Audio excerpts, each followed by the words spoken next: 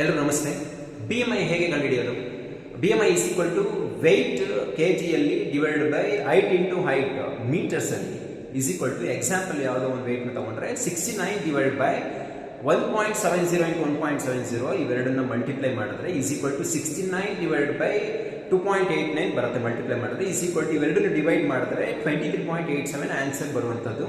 ಇದನ್ನು ಹೇಗೆ ನಾವು ಕಂಡುಹಿಡಿಯುವಂಥದ್ದು?